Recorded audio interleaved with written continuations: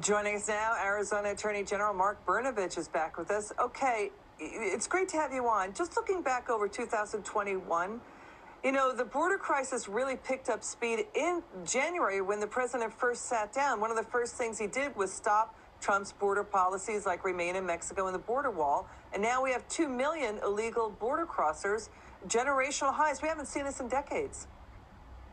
Yeah, it really is a generational high, as you said, Liz. And when you think about it, in January, when President Biden took office, the economy was booming, gas prices were falling, and we were energy independent, and the border was secure. And now, in less than a year, under our Christmas tree this year, we have high inflation, rising gas prices. We're now no longer energy independent, and a record surge at our border. And it's not just the people crossing illegally, it's the record amount of fentanyl. Your previous guests were just talking about the fact that just this year in Arizona, more than 9 million fentanyl pills were seized. That's enough fentanyl pills to kill every single person in the state. So this will affect not only Arizona, it's going to affect the entire country when we have a cost not only in human lives, but a social cost associated with rising crime levels and more people becoming addicted and people's sons and daughters dying of overdoses. We've got drug gangs in practically every major U.S. city. And we've got former top ICE official Tom Homan saying politicians and government officials who supported defunding the police in sanctuary cities, they're off the wall to suddenly complain about crime in their districts when you put together what you just said, right, sir? Yeah, absolutely. Was it William Shakespeare that wrote that the fault, dear Brutus, lies not in the stars, but within ourselves?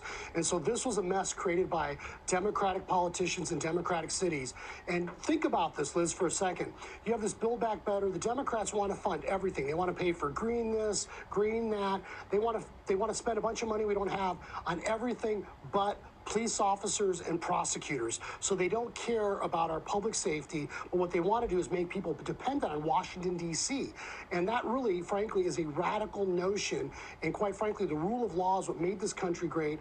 And we need to get back to that fundamental understanding that the laws have consequences. Well, the White House, through the DOJ, is now sending money for local police officers. So that's happening right now. But what Tom Homan is saying is 50% of criminal illegal aliens who are arrested and then let go, that they're going to reoffend within the first year. As many as 75% will reoffend within the first 5 years.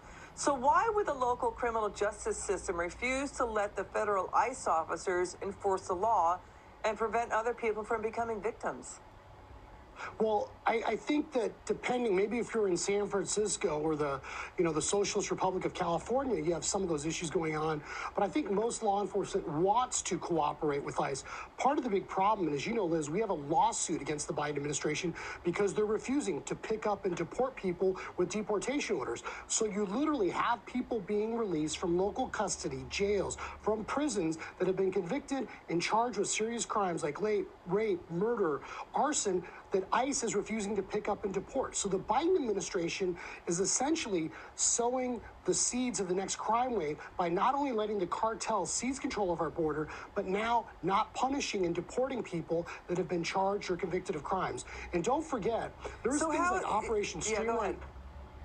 No, Operation Streamline in the past, where the Department of Justice aggressively did a surge with prosecutors and judges, and they went and they made sure people that entered the country illegally were prosecuted, and that served as a deterrent from people coming into the country. So the Biden administration, as we've talked about, has decriminalized and now incentivized people coming here illegally, and that's why the cartels have seized control of the border, and a record amount of fentanyl and meth is flooding into our country.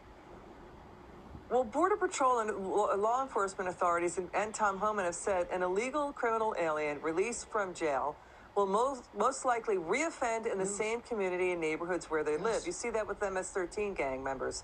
It's just unclear how releasing a child predator or someone accused of assault or murder is keeping the community safe when these local officials have, sworn an oath to protect their communities. Final word.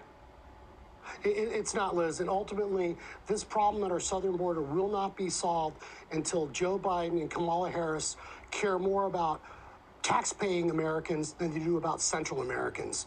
And so we need to make sure that we have our priorities straight as a country. Attorney General Mark Brnovich, thanks for joining us. It's good to see you. Come back soon. I'm Liz MacDonald. You've been watching